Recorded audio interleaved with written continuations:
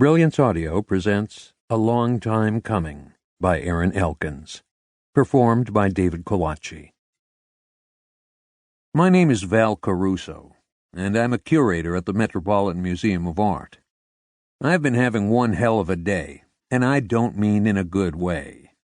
First, my divorce decree became final after 7 years of marriage, 4 of them wonderful, 1 not so wonderful, 1 hellish, and 1 separated and thus bearable. These were followed by 3 months of vicious, soul-sucking lawyering, with Sue herself being a lawyer, a divorce lawyer if you can believe it. How's that for karma? I was outfoxed, outplayed, and methodically hammered at every turn.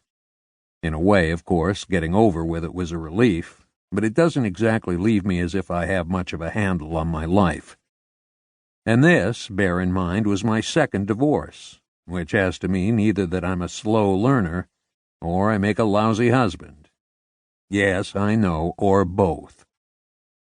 Second, my expected promotion from associate curator to full curator fell through as of this morning, when the endower's will that provided for the position was contested by a slavering army of relatives near and distant. This struck a blow not only to my anticipated lifestyle changes — the salary difference is $40,000 — but equally important to my ego. Look, I love my work. I mean, a curator of 19th century European painting at the Met, for God's sake. What could be better? I live my days among the most beautiful works of art on earth. And if I get tired of Monet and Van Gogh and Ingres and Turner, which I can't imagine, I can wander around the whole rest of this fantastic treasure palace on my own any time I want, even after it closes. Talk about perks. But I've been an associate curator for going on 6 years now, and, well, I'm beginning to feel kind of stuck. Associate curators don't really have ultimate responsibility for much of anything. Aside from lesser tasks, participating in exhibitions, preparing literature, doing library research, and so on, we are under the thumbs of our seniors, and although in my case it's a kindly thumb, boy, am I ready for some ultimate responsibility of my own.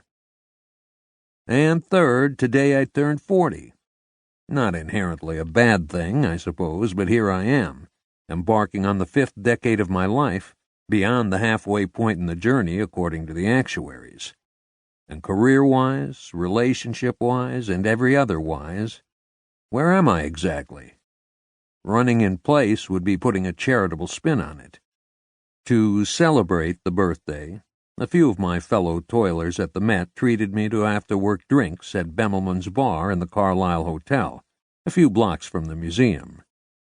Bemelman's, with its light-hearted murals, is the sort of place that encourages whimsy, and so there was lots of laughter, bonhomie, and, what with my being the eldest of the bunch, a good many friendly jokes and jibes about getting old and what great fun it was.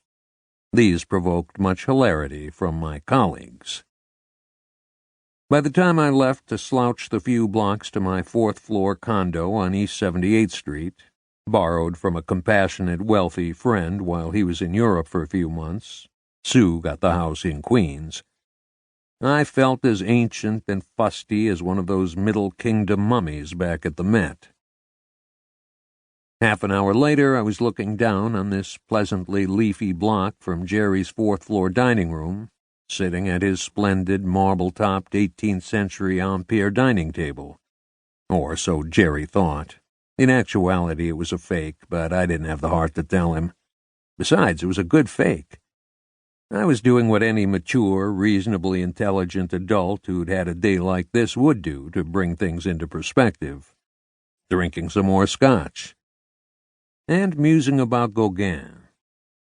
There's an enigmatic, oddly static Gauguin painting in Boston's Museum of Fine Arts. Painted in his Tahiti years, it's called Where Do We Come From? What Are We? Where Are We Going?